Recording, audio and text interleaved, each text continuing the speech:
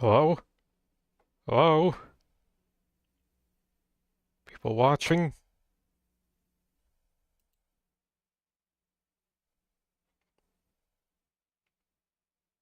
Are people watching?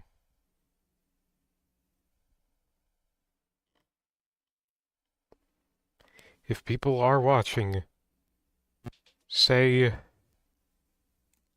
yes. Rika's here. Just got here.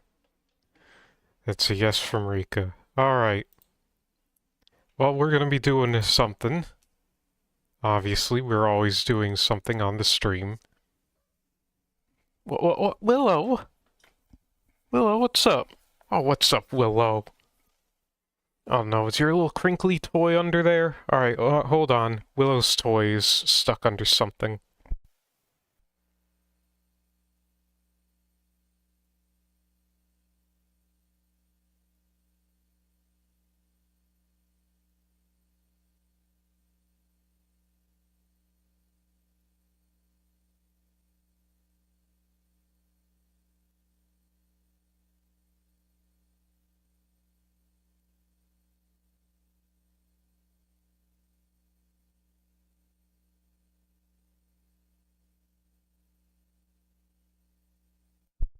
Alright. Willow did not want to help. She wanted help herself. Don't tell me you knocked it back under there. What? Willow! Oh my goodness. Yeah, there it is. There's the toy. She got her toy stuck under something. But yeah, gonna be playing something here. Just let me add a marker.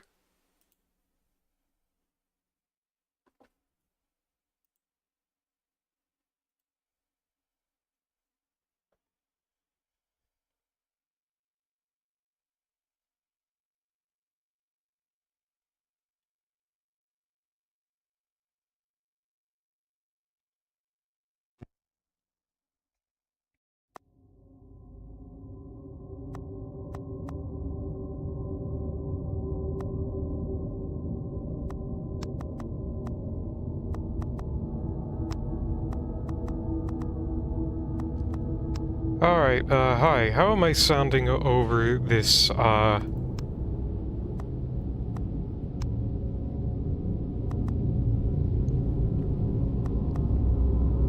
the sound of the game? I just need to make sure.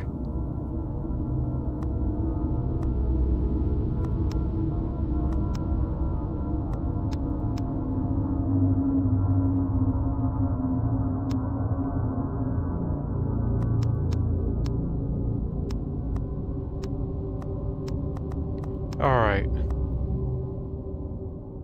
Sounds could be a tad softer.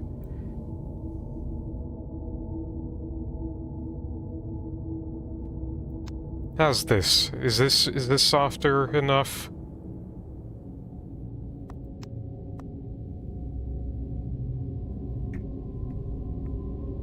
Alright. Well, it's this. Whatever this is. Note, I know what it is, basically. And I guess now we all know, too. Dagon is a faithful, interactive adaptation of H.P. Lovecraft's work focused on story and atmosphere. You will not find difficult choices, action sequences, or inventory management here, and movement is limited to progressing through locations along with the plot. I am writing this under an appreciable mental strain, since by tonight I shall be no more. During the game, you'll encounter interactive elements. You continue. Others reveal interesting facts about the original, its historical background, and the author. Some of the trivia is hidden. In order to find these secrets, focus your eyes and look for the Elder sign.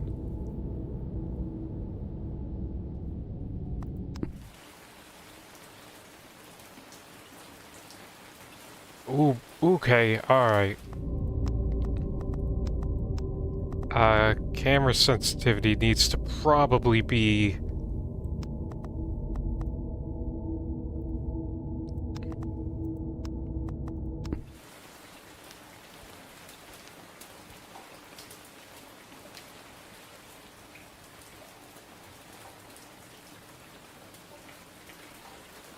Focus on me eyes to see various stuff. Okay, well... Aha! Alright. There it were.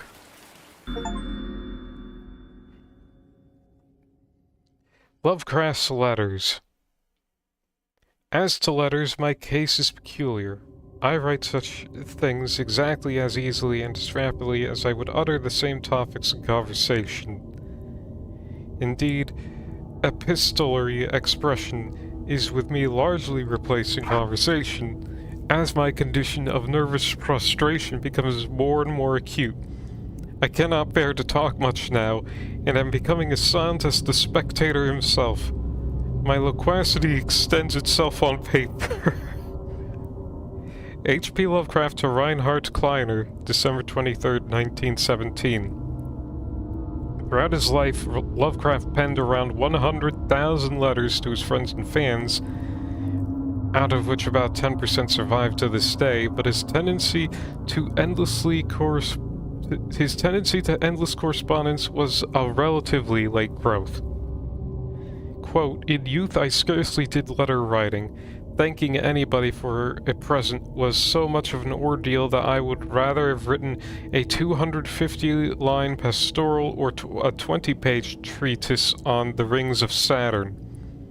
Selected Letters, 1929 to 1931, H.P. Lovecraft. Lovecraft would often skip meals to afford postage. Collections of his correspondence have been published in various books, and selected letters can be found online. Some readers consider them his most important legacy. You can read the rediscovered trivia immediately or go back to them later. Turn off displaying trivia if you find that feature distracts you from the story. I think we're good. I think we're good. Basically, our guy is writing a letter, and he thinks he's going to die. Penniless, and at the end of my supply of the drug which alone makes life endurable, I can bear the torture no longer, and shall cast myself from this garret window into the squalid street below.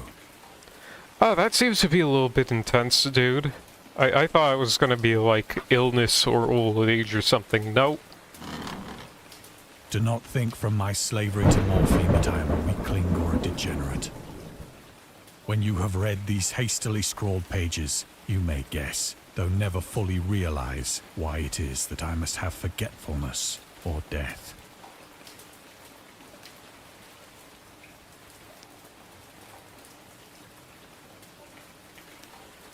Alright, so our guy is on the fiend. Morphine entered into use in the 19th century, and it was routinely administered to treat severe pain during the American Civil War, which lasted from 1861 to 1865, and World War I, 1914 and 1918. It was also sold without restrictions until 1914. Morphine became more popular after the invention of the hypodermic syringe around 1854. Friedrich Saturner,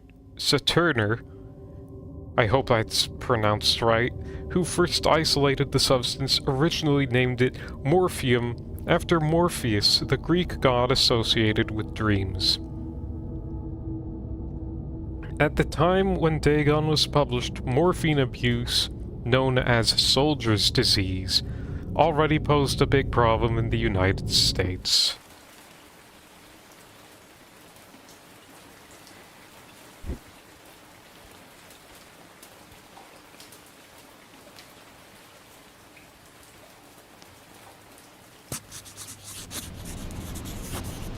It was in one of the most open and least frequented parts of the broad Pacific that the packet of which I was supercargo fell a victim to the German sea raider.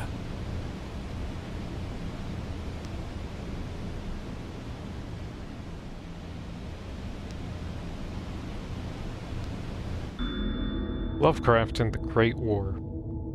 Dagon was written around a month after the United States entered World War I. Lovecraft was actively interested in its course.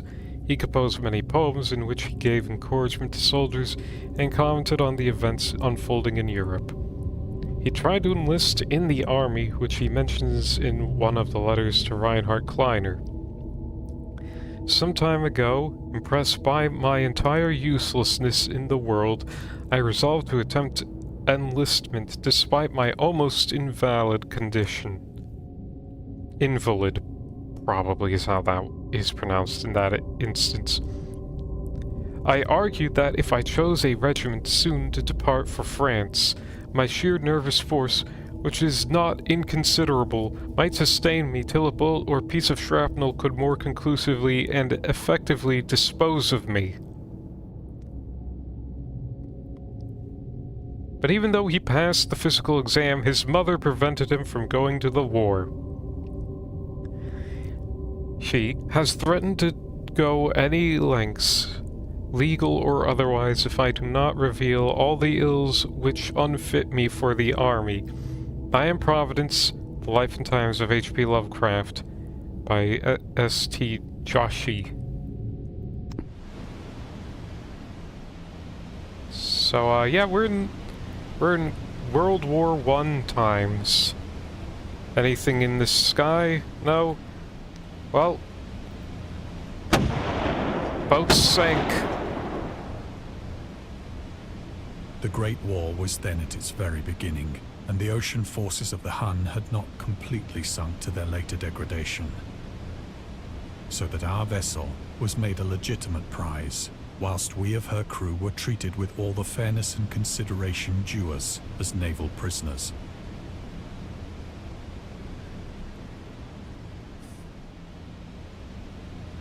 Okay.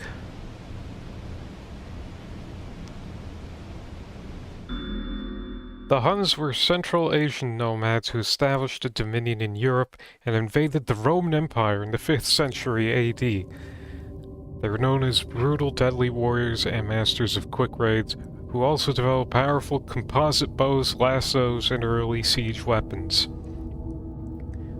During World War I, the British used the word Hun as a synonym for Germans in order to emphasize their brutality. The term originated when the German Emperor Wilhelm II gave a speech to his troops on the 27th of July 1900 before they embarked to China. Quote, "Should you encounter the enemy, he will be defeated. No quarter will be given. Prisoners will not be taken. Whoever falls into your hands is forfeited. Just as 1,000 years ago the Huns under their king Attila made a name for themselves, one that even today makes them seem mighty in history and legend, may the name German be affirmed by you in such a way in China that no Chinese will ever again dare to look cross-eyed at a German." The refusal to take prisoners was a clear breach of the laws and customs of war adopted during the First Hague Convention of 1899. Yeah, that's not good.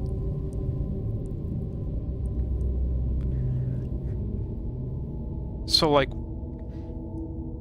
if, they got dizzy or something, like, they spin around in, a circle for too long? Have you thought about that, Wilhelm? Bet you didn't.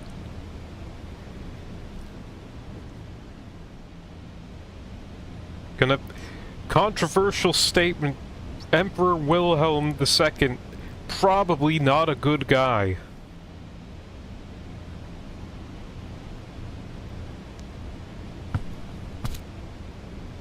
Alright, well, let's go onto the lifeboat. So liberal, indeed, was the discipline of our captors, that 5 days after we were taken, I managed to escape alone, in a small boat, with water and provisions for a good length of time. Alright, so we escaped with provisions, and by we, I mean our narrator.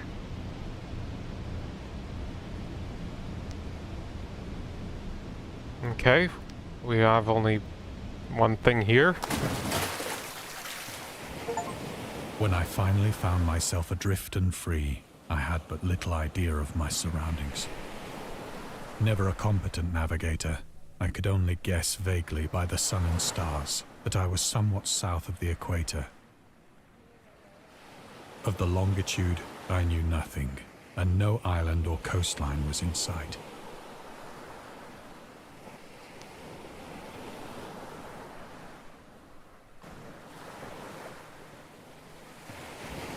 Alright, well. Got any little trivia tidbitias here in the boat? No? Alright. The weather kept fair, and for uncounted days I drifted aimlessly beneath the scorching sun, waiting either for some passing ship or to be cast on the shores of some habitable land. Okay.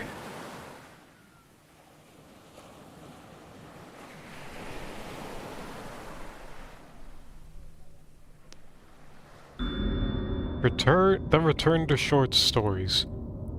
Dagon was written in July 1917 and first published in 1919 in The Vagrant, an amateur magazine focused on the supernatural. The story is the first of his stories that introduced an element from the Cthulhu mythos, Dagon itself.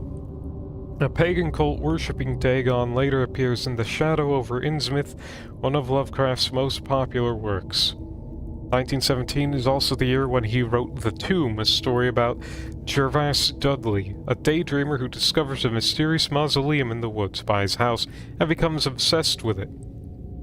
These two works marked Lovecraft's return to short story writing after he burned most of his attempts at the genre 9 years prior and decided to concentrate on poetry. Lovecraft stated that it was his friend William Paul Cook, a literary publisher and critic who convinced him to start writing weird fiction again. Well, if only, you know, Mr. Cook, could convince our friend Lovecraft of other changes in opinion.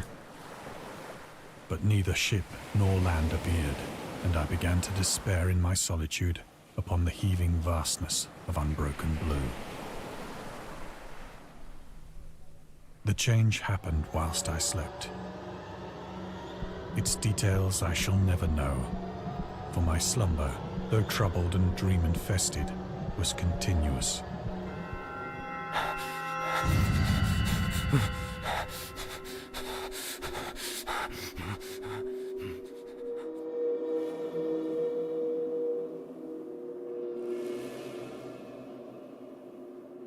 Well, it seems that we've been shipwrecked.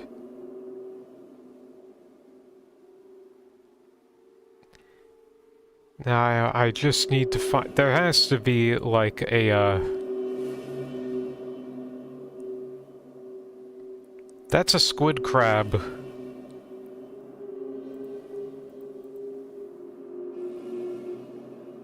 That's a squid with crab legs and arms. Also, it appears that there's no secrets to be found here. Which is a bit peculiar, because I would consider this area to be potentially rife with secrets. When at last I awoke, it was to discover myself half sucked into a slimy expanse of hellish black mire, which extended about me in monotonous undulations as far as I could see, and in which my boat lay grounded some distance away. Though one might well imagine that my first sensation would be of wonder at so prodigious and unexpected a transformation of scenery, I was in reality more horrified than astonished. Interjection. Yeah, no shit. Look at this. This is a nightmare. For there was in the air, and in the rotting soil, a sinister quality which chilled me to the very core. The region was putrid with the carcasses of decaying fish, and of other, less describable things which I saw protruding from the nasty mud of the unending plain. Perhaps I should not hope to convey in mere words the unutterable hideousness that can dwell in absolute silence and barren immensity. There was nothing within hearing, and nothing in sight, save a vast reach of black slime. Yet the very completeness of the stillness and the homogeneity of the landscape oppressed me with a nauseating fear. The sun was blazing down from a sky which seemed to me almost black in its cloudless cruelty, as though reflecting the inky marsh beneath my feet.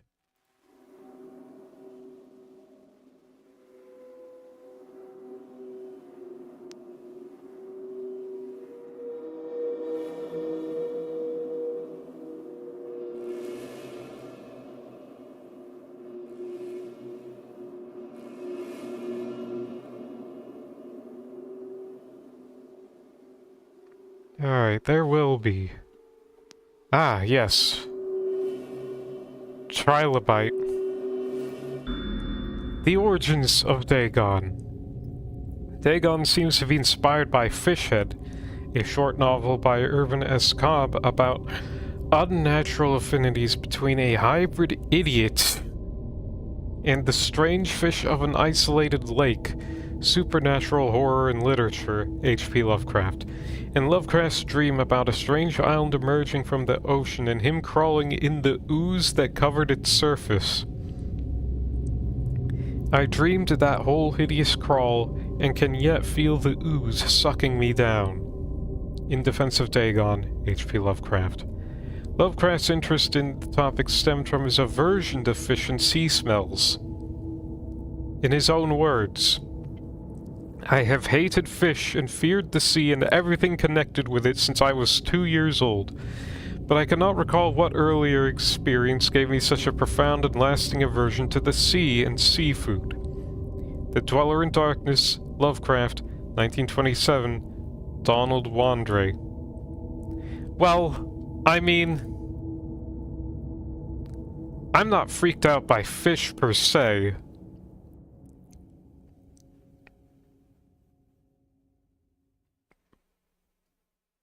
But he is right. He's cooking a little bit here, I'm afraid. I do not like the sea smells that much. Like, sometimes it's nice. Sometimes you get nice sea smells, but the bad sea smells are horrid. They're bad. Ocean's haunted. Trilobites.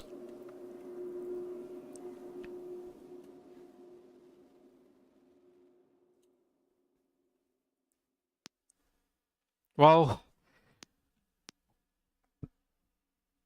I don't know if this is like the intention, but this scene looks to me like the ocean itself became gunk.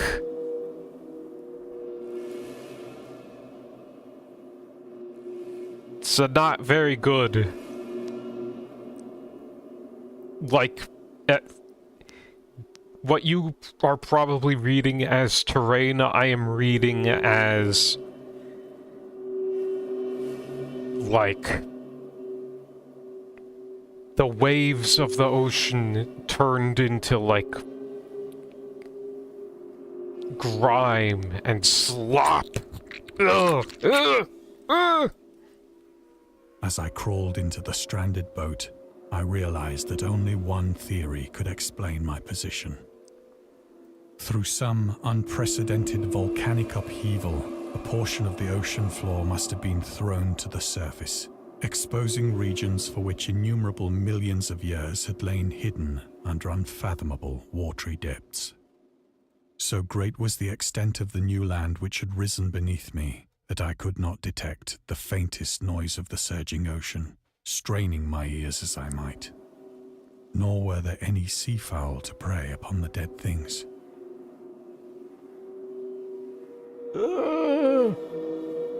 Like, okay, it's the volcanic seafloor. I understand.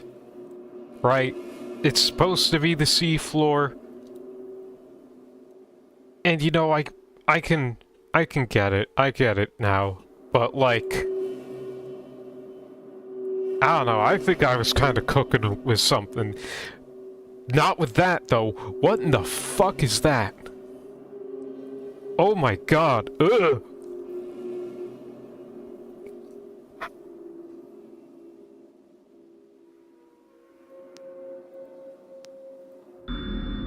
The mystery of volcanic islands. Volcanic eruptions sometimes result in the creation of islands. Most of them are transient and erode after some time, but some prove permanent.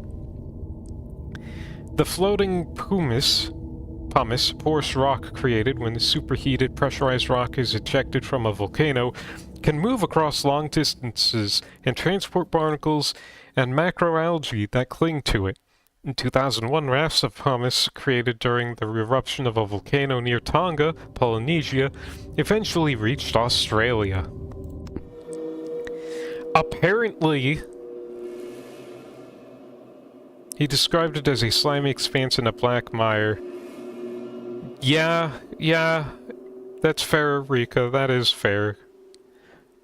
I don't know if, like, this is true or not. Maybe I misinterpreted, but, like, I think, like, part of Hawaii, the state of Hawaii, the islands of Hawaii,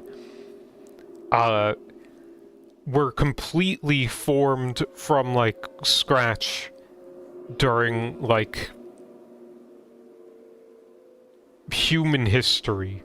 Like, written history. When human written history was a thing, it was formed.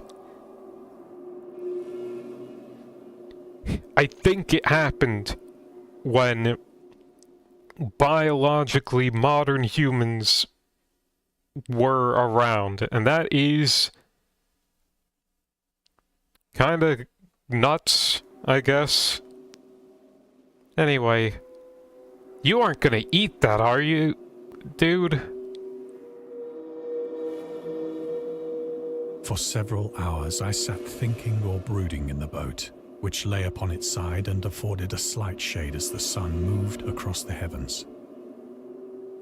As the day progressed, the ground lost some of its stickiness and seemed likely to dry sufficiently for traveling purposes in a short time. That night I slept but little, and the next day I made for myself a pack containing food and water, preparatory to an overland journey in search of the vanished sea and possible rescue.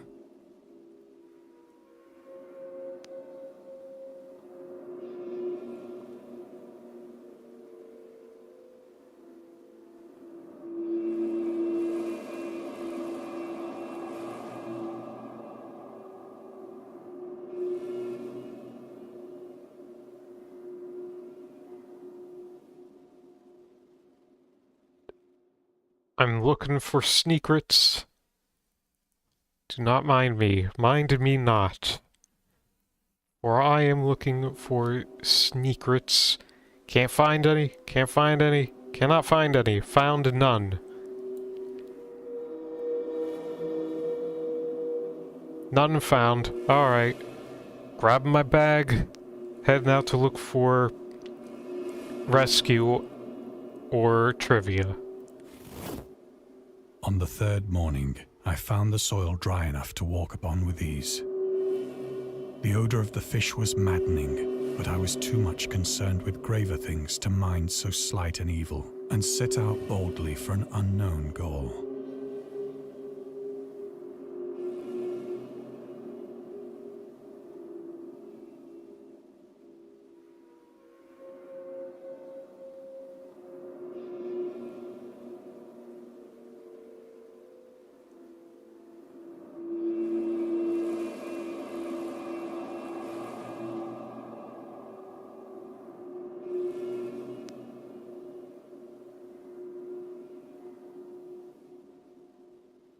Well, everything's dead.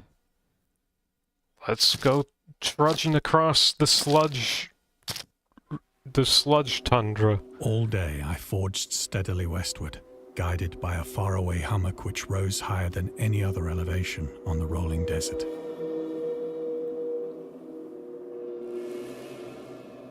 Oh, you're not gonna mention whatever the fuck these things are?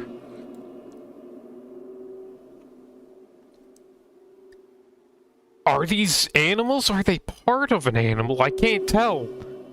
I don't like that. I can't tell.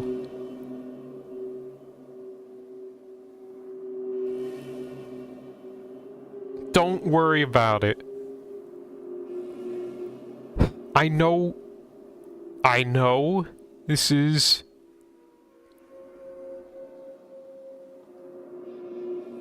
Oh, the veins! The veins!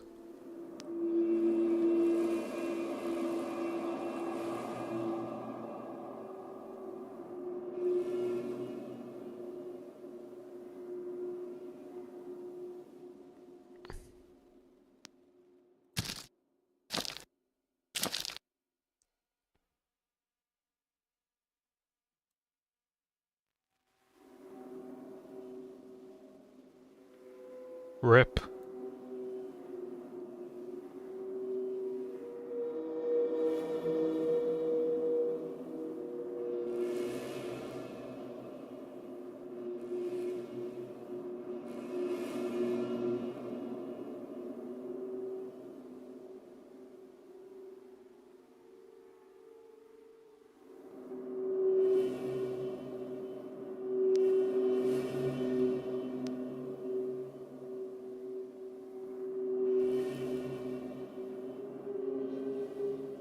Wait.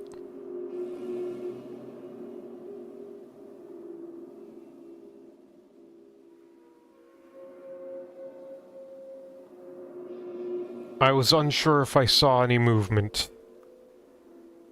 There wasn't any. Rip. Rest in peace. no secrets. It's clearly not fine.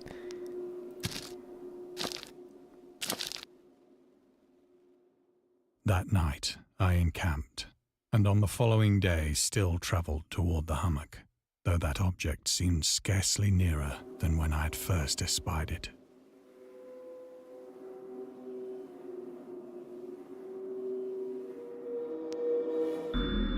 The horrors of the ocean. The creator of the Cthulhu mythos and the fictional underwater city of R'lyeh was convinced that life could not exist at the bottom of the ocean because the water pressure would make it uninhabitable.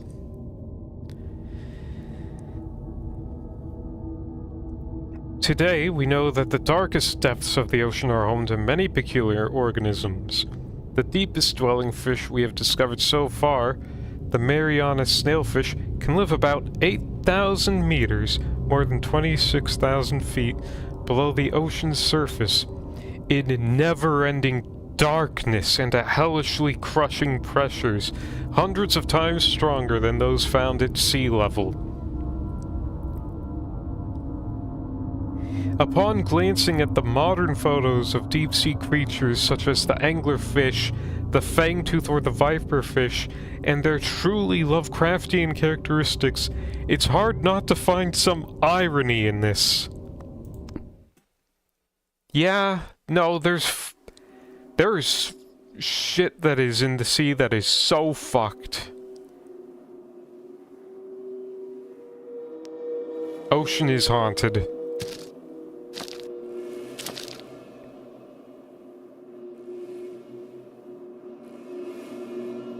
By the fourth evening, I attained the base of the mound, which turned out to be much higher than it had appeared from a distance. An intervening valley setting it out in sharper relief from the general surface. Too weary to ascend, I slept in the shadow of the hill. I know not why my dreams were so wild that night, but ere the waning and fantastically gibbous moon had risen far above the eastern plain, I was awake in a cold perspiration, determined to sleep no more.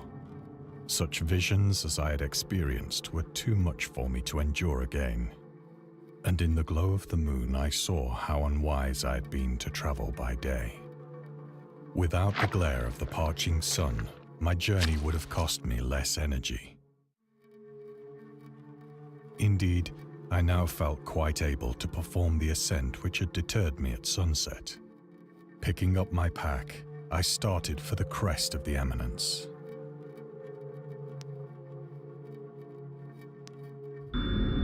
The Loner.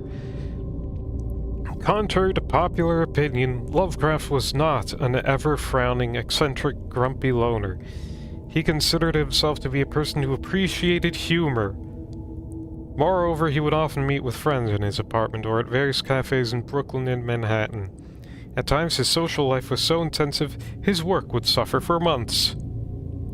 There was a point when he finally decided he needed to put an end to daily meetings and loitering in New York cafeterias, and resorted to hiding at home and reading with the main room light turned off, pretending he wasn't there whenever a friend knocked on his door.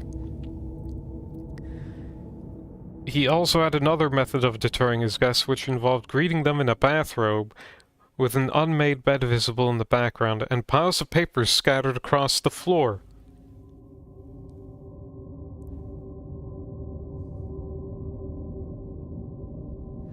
Okay, well, he wasn't always an ever-frowning, eccentric, grumpy loner, but,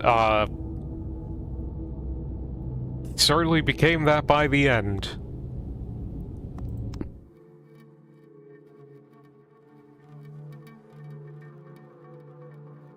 Well, time to pick up my sack, and I have said that the unbroken monotony of the rolling plain was a source of vague horror to me.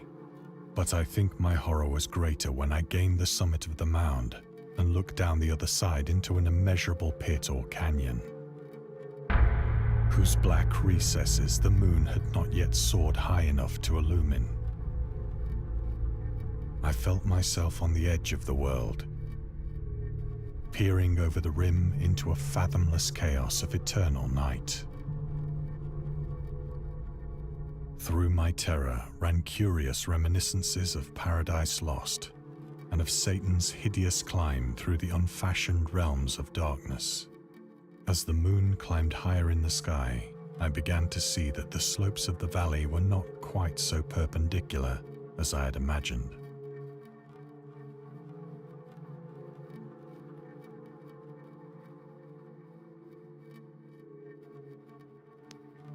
Ledges and outcroppings of rock afforded fairly easy footholds for a descent, whilst after a drop of only a few hundred feet, the declivity became very gradual.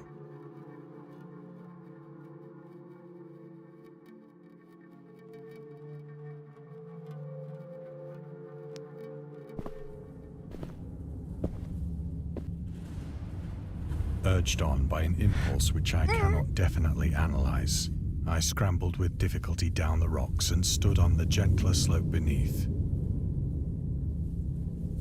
gazing into the Stygian deeps, where no light had yet penetrated. All at once, my attention was captured by a vast and singular object on the opposite slope, which rose steeply about 100 yards ahead of me. An object that gleamed whitely in the newly bestowed rays of the ascending moon.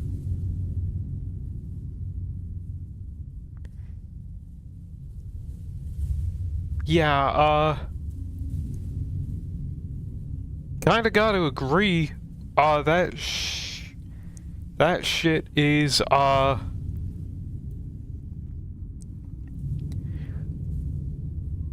if you are, like, exploring rotten, gunky sea world, and then you see 2001: A Space Odyssey monument thing, that's not good. That's not good.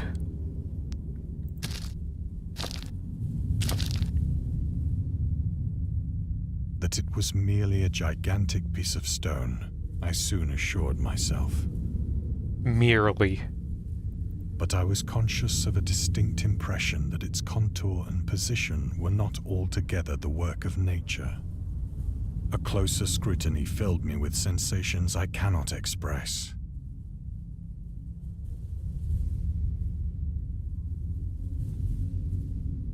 Yeah, you can't... Sorry, you cannot convince yourself that's just an ordinary rock.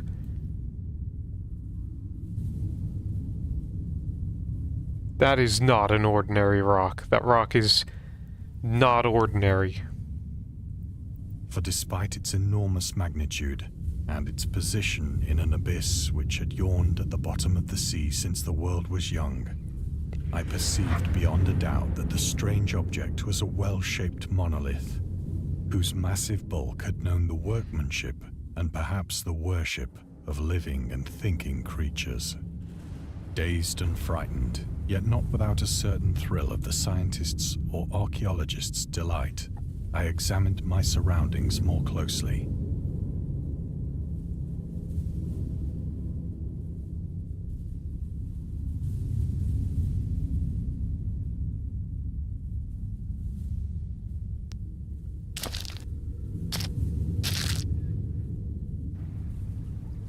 The moon, now near the zenith, shone weirdly and vividly above the towering steeps that hemmed in the chasm, and revealed the fact that a far-flung body of water flowed at the bottom, winding out of sight in both directions and almost lapping my feet as I stood on the slope. Across the chasm, the wavelets washed the base of the Cyclopean monolith, on whose surface I could now trace both inscriptions and crude sculptures. Yeah, not good. Not good to just suddenly see a big monolith with spooky markings on it, like, okay, bottom to top, whales, normal, skulls, not normal, merfolk, Not normal. Ocean. Normal. Various sea creatures. Normal. Whatever the hell that is, not normal. The writing was in a system of hieroglyphics unknown to me, and unlike anything I'd ever seen in books. Consisting for the most part of conventionalized aquatic symbols such as fishes, eels, octopi, crustaceans, mollusks, whales, and the like. Several characters obviously represented marine things which are unknown to the modern world, but whose decomposing forms I had observed on the ocean-risen plain. It was the pictorial carving, however, that did most to hold me spellbound.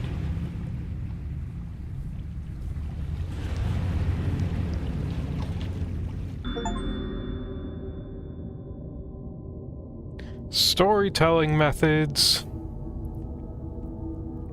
Dagon contains many themes and storytelling methods that Lovecraft developed in his later works, such as telling the story through carvings at the Mountains of Madness, the Nameless City, journals and characters' notes, the Shadow of Time, the Haunter of the Dark, islands emerging from the ocean, Call of Cthulhu, or fictional beings and deities based on real events and mythologies, Migo in The Whisper in Darkness.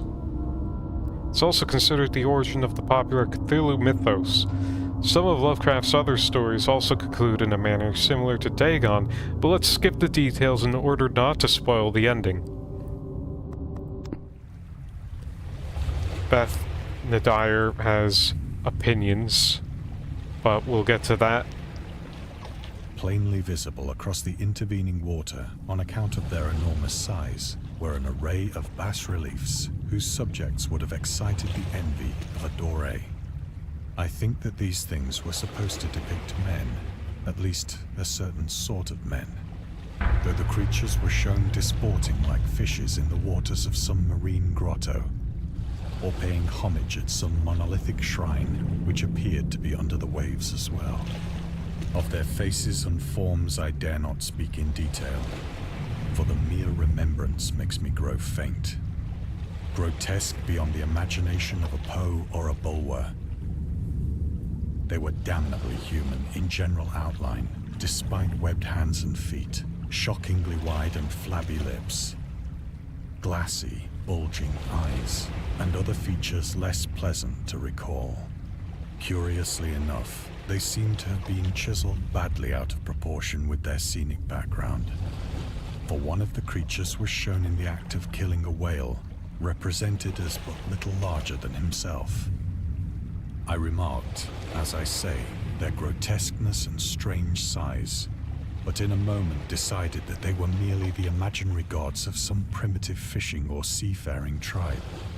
Some tribe whose last descendant had perished eras before the first ancestor of the Piltdown or Neanderthal man was born. Oh, volume warning. Alright, thanks for the heads up.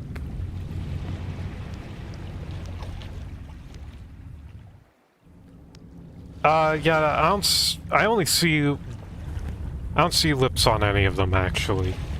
Don't know where the bulging lips came from.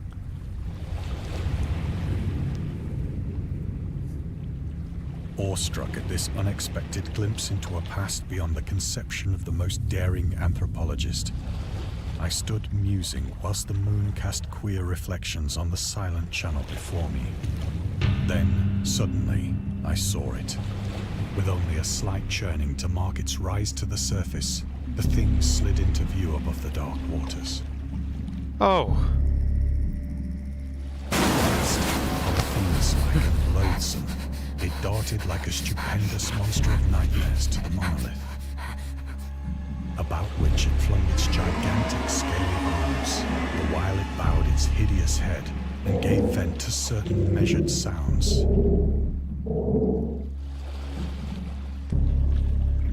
Yeah, probably minimize the implied racism, but I pictured it more as like, you know, looking like fish.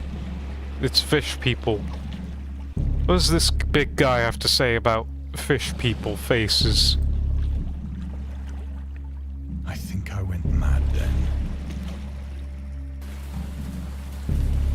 frantic ascent of the slope and cliff, and of my delirious journey back to the stranded boat, I remember little.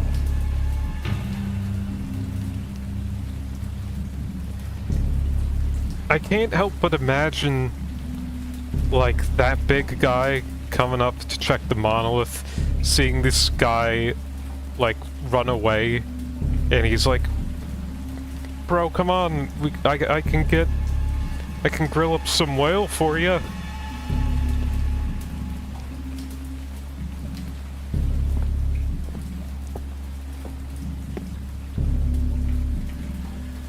I believe I sang a great deal and laughed oddly when I was unable to sing.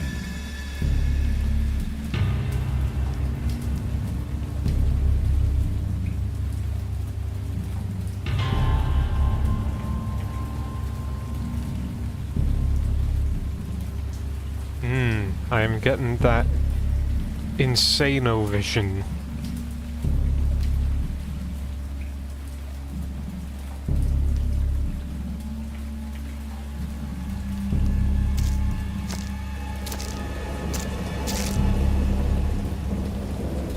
I have indistinct recollections of a great storm sometime after I reached the boat. At any rate, I know that I heard pearls of thunder and other tones which nature utters only in her wildest moods.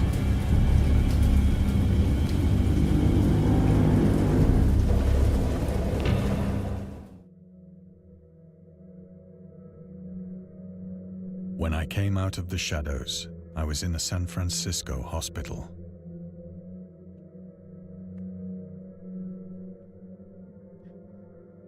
Brought thither by the captain of the American ship which had picked up my boat in mid-ocean. In my delirium, I had said much, but found that my words had been given scant attention. Of any land upheaval in the Pacific, my rescuers knew nothing. Nor did I deem it necessary to insist upon a thing which I knew they could not believe.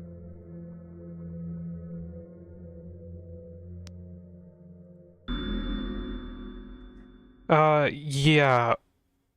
I'm sorry, I was picturing this all happening in the Atlantic because of, you know, Europe. But, you know, okay. It's in the Pacific.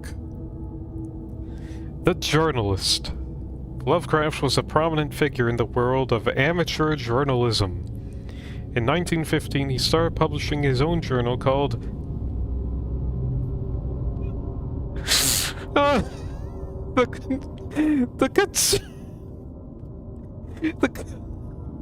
Conservative, which included political and social commentary, poetry, short stories, and literary criticism written by him and other authors. I see. I wonder what sort of political commentary and criticisms you would have in this.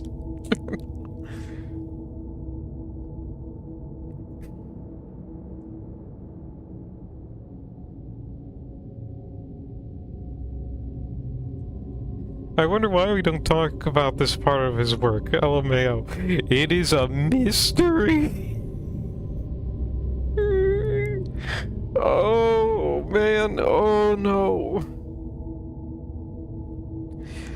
Oh, no. Oh. Could you imagine him doing this shit in modern day? Oh, my God. It would be like...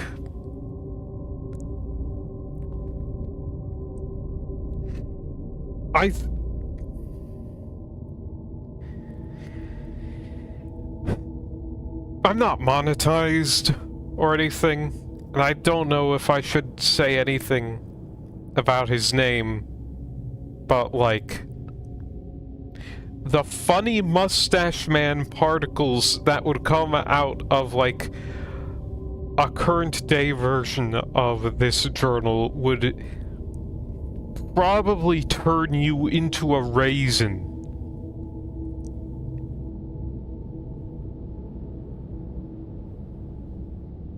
Howard was a skilled wordsmith, but he also took criticisms to heart, which resulted in his decision to step away from writing poetry and concentrate on weird fiction again for the first time since his teenage years. Dagon, published in 1919, is one of the short stories written during that period. In this example excerpt from oh no! The master of horror fiction explains his attitude towards warfare and the idea of world peace. Oh no! Why any sane human being can believe in the possibility of universal peace is more than the conservative can fathom. Should the entire civilized world agree simultaneously to disarm, one or more nations would undoubtedly retain secret armaments and at the proper time take advantage of their more altruistic and less astute contemporaries in a wild career of conquest against unarmed victims. You see, I was gonna say, but everyone disarmed, but again, key word here is civilized, which means that he thinks that, you know,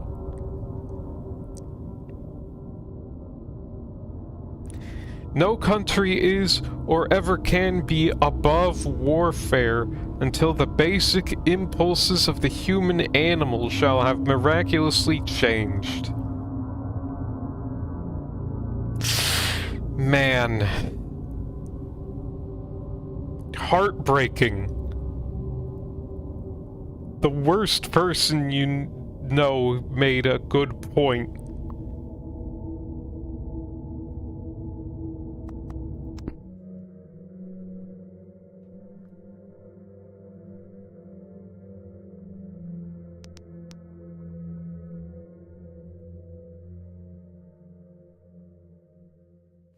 Yeah, broken clocks. In defense of Dagon. In 1921, Lovecraft released a series of 3 essays, The Defense Reopens, The Defense Remains Open, and Final Words. Later published as a collection titled In Defense of Dagon, in which he rebuked a series of criticisms directed at his works. Some notable quotes. I paint what I dream, and will let the public settle the rest amongst themselves. Mr. Monday asks the raison d'etre of Dagon. I will give it, purely and simply to reproduce a mood. Its object is the simplest in all art, portrayal. The physical horrors of war, no matter how extreme and unprecedented, hardly have a bearing on the entirely different realm of supernatural terror. Ghosts are still ghosts. The mind can get more thrills from unrealities than from realities.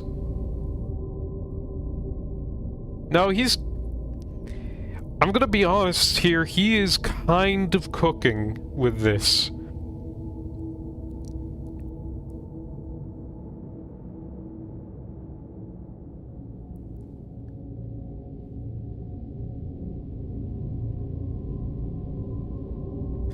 In the essays, Lovecraft touches upon the topics of atheism, materialism, the quest for truth, and the love of science.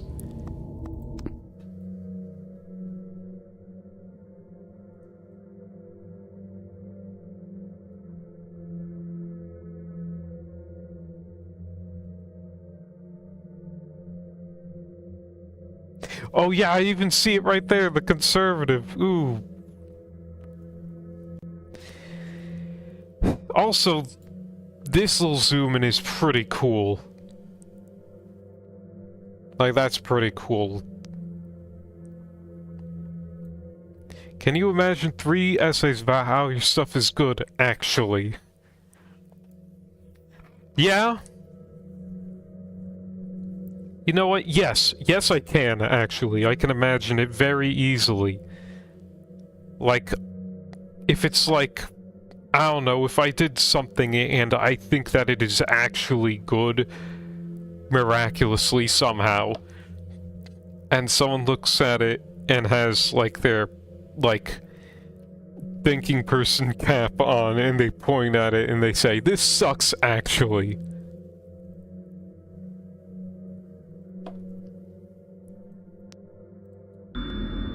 The Atheist. Lovecraft considered himself an atheist and absolute materialist, which he attributed partly to his early childhood interest in astronomy and science in general. In his own words, "I am, indeed, an absolute materialist so far as actual belief goes, with not a shred of credence in any form of supernaturalism, religion, spiritualism, transcendentalism, metempsychosis, or immortality. All I say is that I think it is damned unlikely that anything like a central cosmic will, a spirit world, or an eternal survival of personality exist. They are the most preposterous and unjustified of all the guesses which can be made about the universe, and I am not enough of a hair-splitter to pretend that I don't regard them as errant and negligible moonshine. In theory, I am an agnostic, but pending to the appearance of radical evidence, I must be classed practically and provisionally as an atheist." Sources: Against Religion, The Atheist Writings of H.P. Lovecraft, by H.P. Lovecraft. Mythos: The Myths and Tales of H.P. Lovecraft and Robert E. Howard, by H.P. Lovecraft and Robert E. Howard.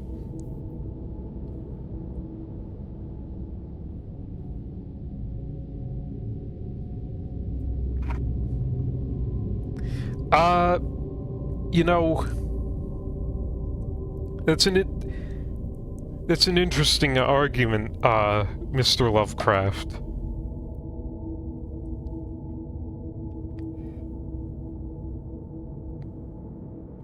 But, unfortunately for you, because of how human perception works and travel of light and energy, technically, we are always like one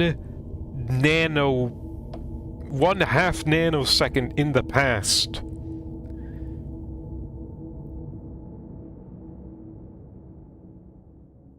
And I don't remember where I was going with this.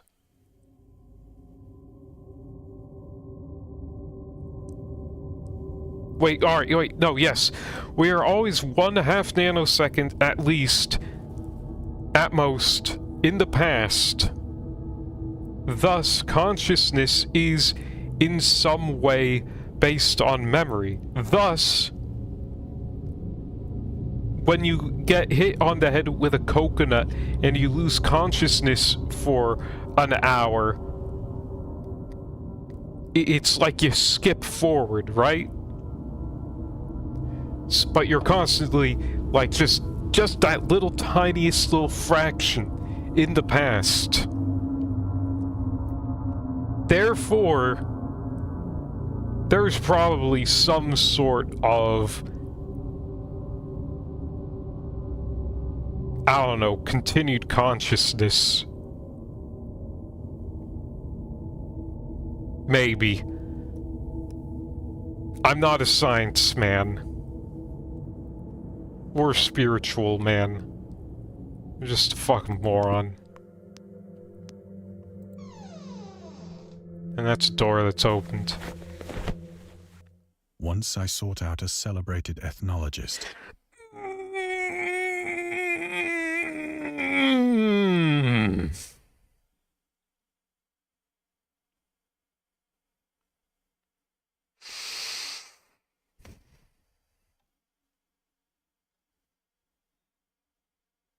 Beth?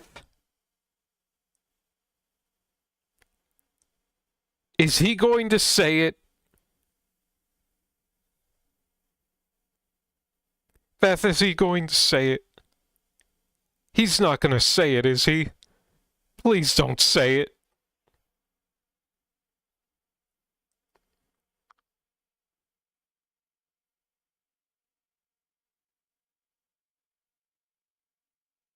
and amused him with peculiar questions regarding the ancient Philistine legend of Dagon, the fish god.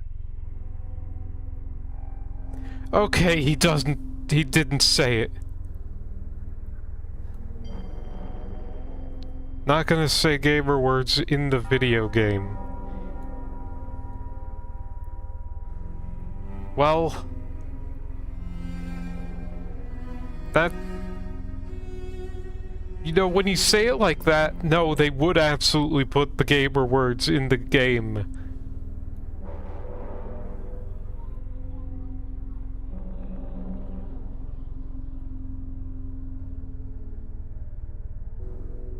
Bonks.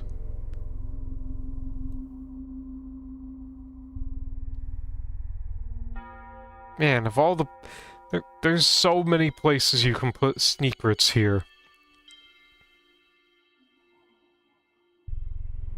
My life before you. I can remember a time when time itself seemed endless.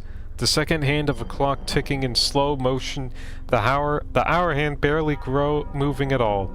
A dull, rhythmic monotony, filling an empty void of nothingness. My life before you. Now time has turned from a trickle to a raging river, bursting its banks with every beat of your heart. Our love swept along by the rushing cold water, each day passing into the past.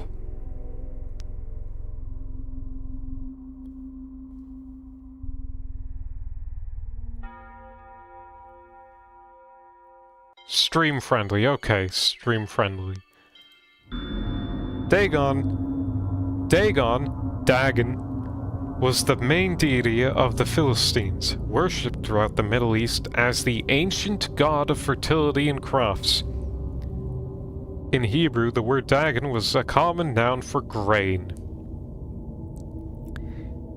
The rulers of Akkad, Mesopotamia, chose him as the patron saint of their war conquests. He also appeared as the judge of the dead in an Assyrian poem and an underworld prison warder in one of the Babylonian texts. Dagon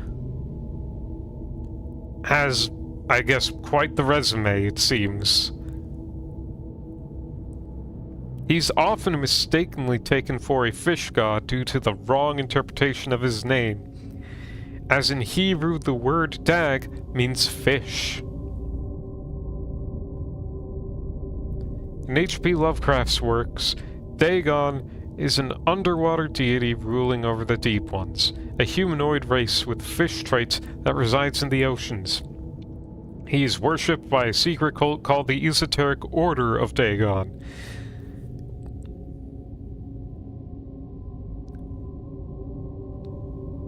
That would be really rude. Yeah, it would be. It would be. It would actually be rude. And you know, it makes sense now that I think about it, but like, you know what he named his cat. Do not look it up. It's bad. That poor cat was given like a racial slur for a name. That is not... That's animal abuse, dude. That's horrible. Don't do that. It's very mean and racist. Don't do racist things to your cat.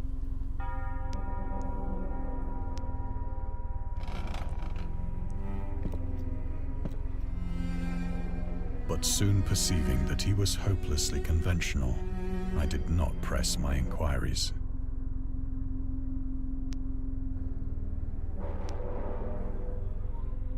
And there it is. August Derleth and the Cthulhu Mythos. August Derleth was an American writer and anthologist. He also befriended Lovecraft and published many of his works throughout his company, Arkham House. Although he greatly contributed to the popularization of the author's works after his death, he's surrounded by numerous controversies. One of his most questionable decisions involved introducing the good versus evil doctrine Derleth was a devout Catholic to the Cthulhu mythos, which contrasted with Lovecraft's view of the world and his approach to cosmic horror. As a result, the author's works are often misunderstood and misrepresented in today's culture. It is also worth noting that Lovecraft was never really interested in creating a mythology, and the term Cthulhu mythos was coined by Derleth after the author left the mortal plane.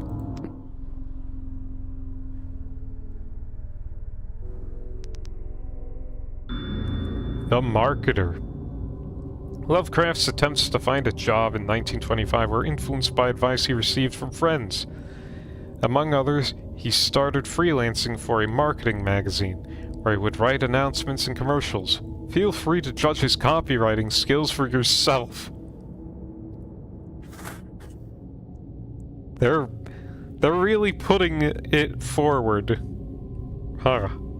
They're really setting it up. From an ad for Curtis Woodwork. Curtis Woodwork embraces both the usual structural units and the cleverest contrivances of built-in or permanent furniture, such as bookcases, dressers, buffets, and cupboards. Every model is conceived and created with the purest art, ripest scholarship, and mellowest craftsmanship which energetic enterprise can command, and made to conform rigidly to the architecture of each particular type of home. The cost, considering the quality, is amazingly low, and a trademark on the individual pieces prevents any substitution by careless contractors. Source: Lovecraft Studies, Volume 7, Number 1, H.P. Lovecraft, S.T. Joshi.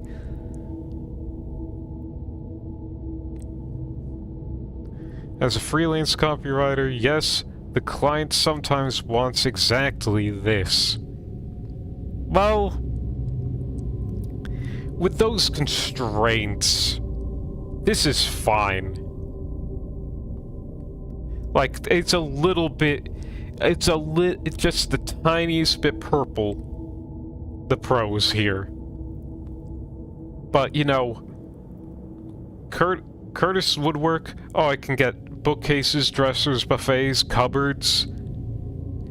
Everything's made with good art, scholarship, craftsmanship. It's kind of made for, you know, different types of architecture. And the cost is pretty low. And you know what?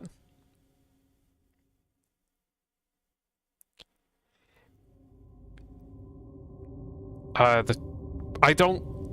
trademark on the individual pieces prevents any original cabinet. Do not steal. Understand? Yes.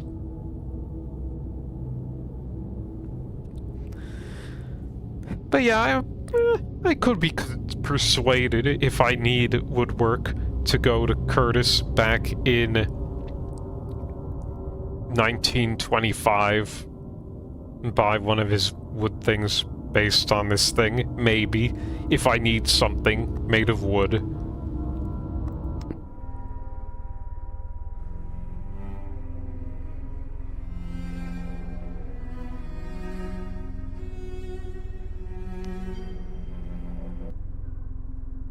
Oh shit. This is like a full 360 degrees.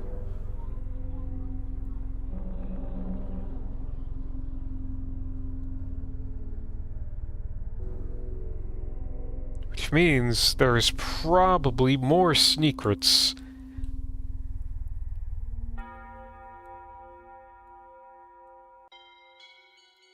That I am unable to find, so...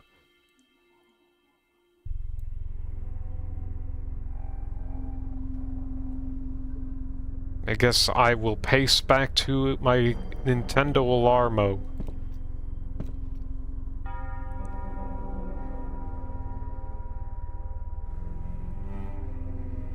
What are you looking at?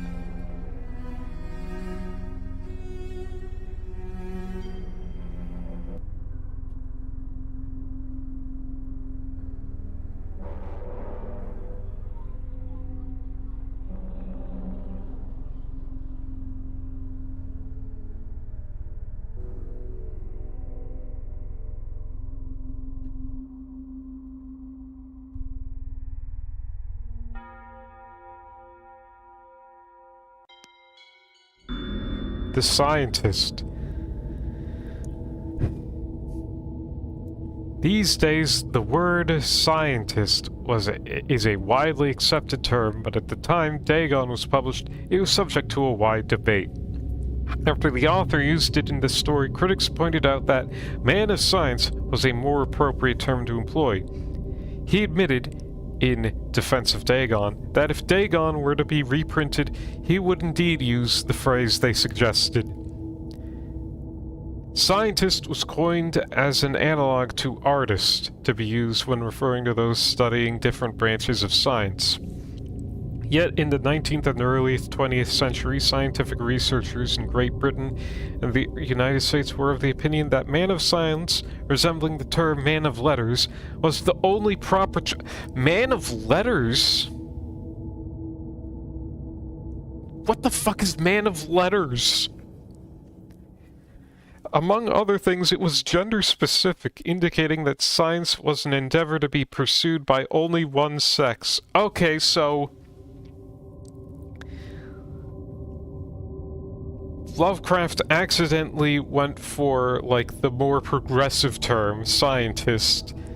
But then the critics were like, no, change it. It implies that it could be a femoid! It could be a femoid! And then he's like, oh my god, you're right, it should be man of science, I don't want any female. The term scientist became more accepted only after World War II, and man of science started fading into obscurity as an old-fashioned synonym. After World War II.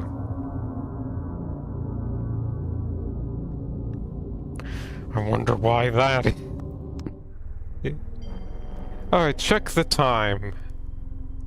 It's 10:09. 10:08.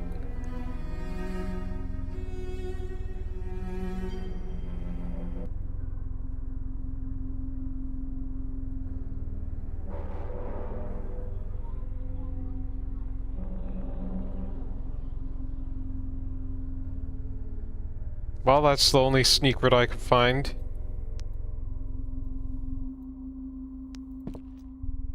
Let's just walk over here. It is at night, especially when the moon is gibbous and waning, that I see the thing. I tried morphine, but the drug has given only transient surcease, and has drawn me into its clutches as a hopeless slave. So now, I am to end it all, having written a full account for the information or the contemptuous amusement of my fellow men.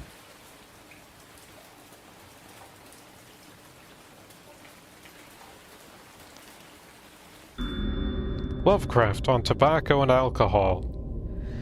Lovecraft hated tobacco, even though he used to smoke when he was 12 in order to look and feel like an adult. In his correspondence with friend Reinhard Kleiner, he claims that he quit as soon as he started wearing long pants.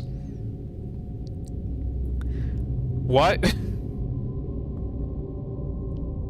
He also had a very strong opinion about alcohol, as evidenced by his letter to Zelia Brown, dated the 13th of February, 1928. As for the matter of drinking, I have never tasted intoxicating liquor and never intend to, having a strong aesthetic disgust at anything which blunts or coarsens the delicate natural equipoise of the evolved human intellect and imagination. Drinking excited my personal repugnance, hence I don't drink. Let the herd do what they will. I am rather in favor of prohibition. The prohibition of any one antisocial force as well as of any other. Alright, buddy, get rid of the racism then.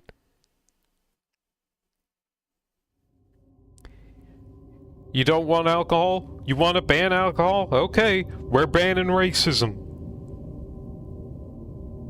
Rename your cat. Source: The Spirit of Revision. Lovecraft's letter to Zelia Brown Reed Bishop. H.P. Lovecraft Stand Sean Branny, and Andrew Lehman as Joshi.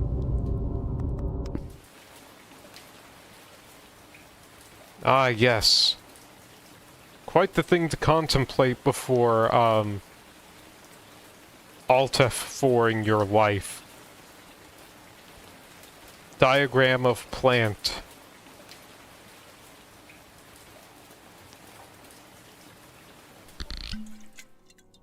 Often, I ask myself if it could not all have been a pure phantasm, a mere freak of fever as I lay sun-stricken and raving in the open boat after my escape from the German man-of-war. This I ask myself, but ever does there come before me a hideously vivid vision in reply.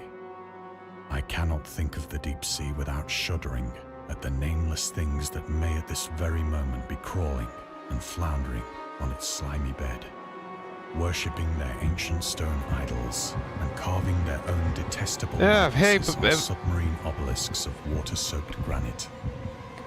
Beth? Okay. I dream of a day when they may rise above the billows to drag down into their reeking talons the remnants of puny, war-exhausted mankind. Of a day when the land shall sink and the dark ocean shall ascend amidst universal pandemonium.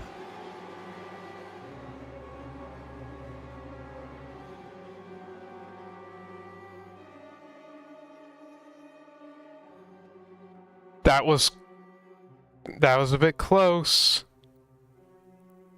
That was a bit close to being uh-oh levels.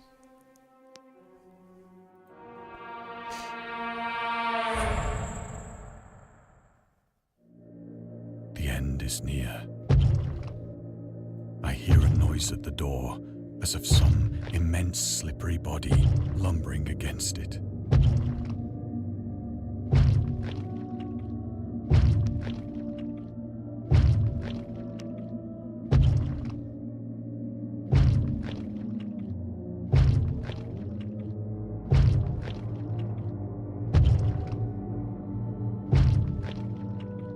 Alright, where am I looking for some sneakers?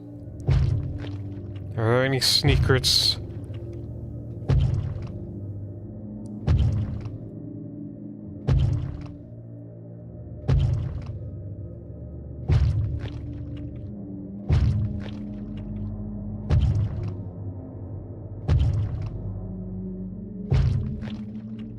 There it is. Elder sign. Quote, at another house where people were stirring, he asked questions about the gods and whether they danced often upon Larion. But the farmer and his wife would only make the elder sign and tell him the way to Nier and Ulthar. The Dream Quest of Unknown Kanath, H.P. Lovecraft. Elder sign is a protective symbol that can be found in various works of pop culture, usually represented by a 5-pointed star with an eye flame symbol in its center. For example, in games inspired by H.P. Lovecraft's writings, it is supposed to ward away all kinds of cosmic horrors. However, this is a later version of the sign created by the author's friend, writer August Derleth. In our game, we have used the original symbol as designed by Lovecraft in the form of a 6-pointed branch, which he sometimes included in letters to his friends.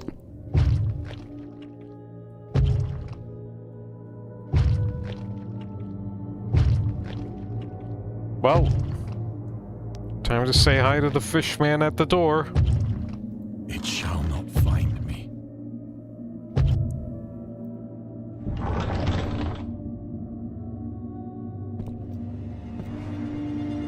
God, that hand!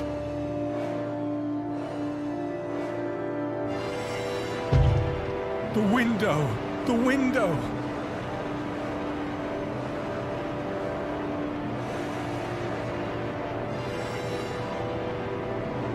Dude's just checking in on you, buddy. He's worried about you.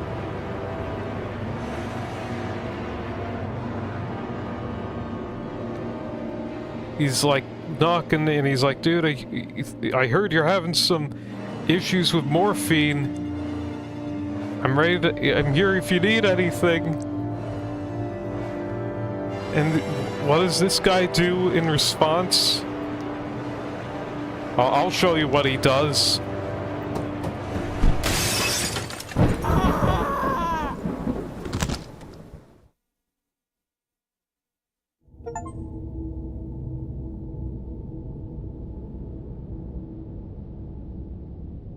We hope you enjoyed immersing yourself in our little pool of cosmic horror. We would appreciate it if you took a moment to rate Dagon and check out our other games and DLCs. Let's see, so we got some other stuff. The Railway Horror, Dr. Emerson's Nocturnes, Cthulhu's Bedtime Stories.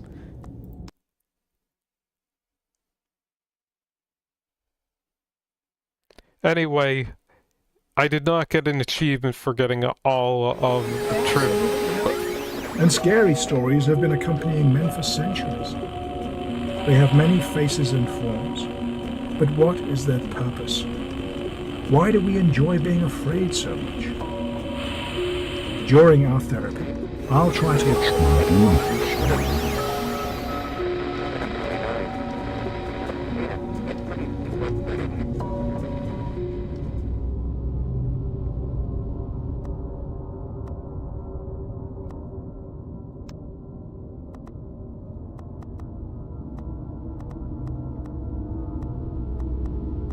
Oh, I think I got all of them then.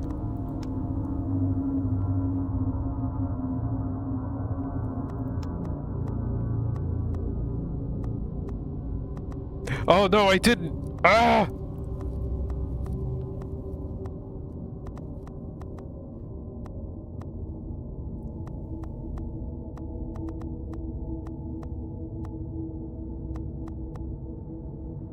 Shit!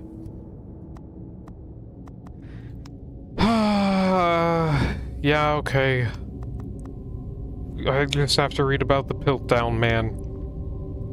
Lovecraft would often use the latest scientific discoveries as inspiration for his works.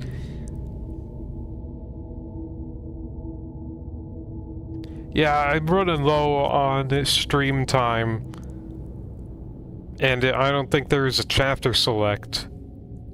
Lovecraft would often use the latest scientific discoveries as inspiration for his works. He would even update his stories at the last moment in order to make sure they reflected the latest breakthroughs. Unfortunately, this method was not without its flaws. After Lovecraft's death, the Piltdown Man discovery mentioned in Dagon turned out to be a paleoanthropological fraud. There's no chapter select. Well, 1912 Charles Darwin, an amateur archaeologist, announced that he had discovered the missing link between ape and man, the fossilized remains of a previously unknown early human. Years later, they turned out to be a forgery, but by that point the fraud had already managed to negatively affect the early research on human evolution. In the year when the discovery took place, the majority of the scientific community believed Dawson indeed found the missing link. In 1953, Time magazine published evidence proving that Dawson was a con man. It turned out that the fossils of the previously unknown early human consisted of a human skull, the jaw of an orangutan, and chimpanzee teeth.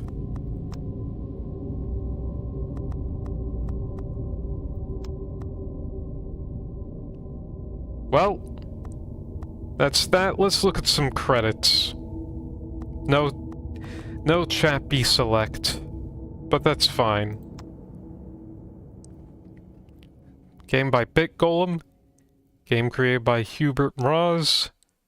Marketing, writing, and additional design by... Oh no! I am so bad at name pronunciation.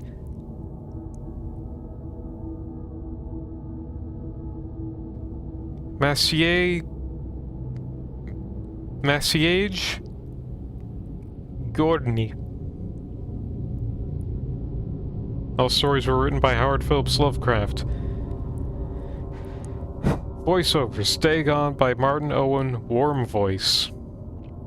And these other twos for the other things that I haven't. Translations, Qlock SA, Clock SA, Roboto Global, BT Diurna, Petro Kovalev. Logo artwork, Kuba Sokolowski illustration. We got fonts. A lot of fonts. Dark Fantasy Studio, Nicholas Judy. Evil Mind, Muse Station Productions, Audible Dread. Special thanks to these people. Dagon uses both commercial and free assets purchased and found online.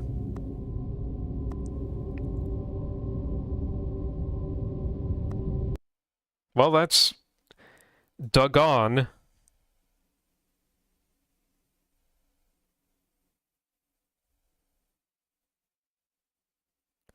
And, yeah, the stream was a bit late. So, no, I'm not going to be doing the second thing I was going to do. Oops. I was going to play the Looker. That's right, I'm giving it another shot. But not today, because time is running low.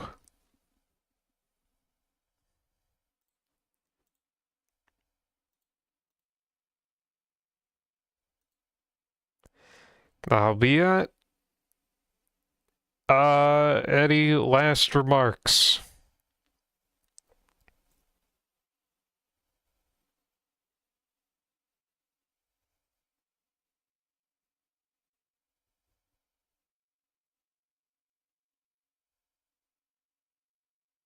No remarks from Rika. Probably none from Beth.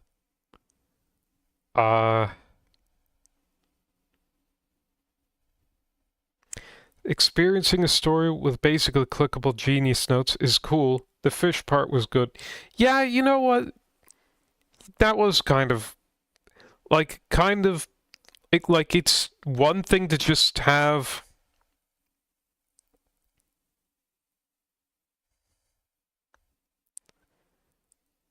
It's one thing to have, you know... just, okay, so you're like going through like a 3D representation of a short story. That's fine, that's kind of cool. Like, it's one thing to do that, but it's like another thing to like add, you know, basically the like genius notes as he described. Very cool, very interesting. Alright. Thanks for watching. Today's Wednesday. I might stream tomorrow. I might not. Not going to on Friday. Alright, see you.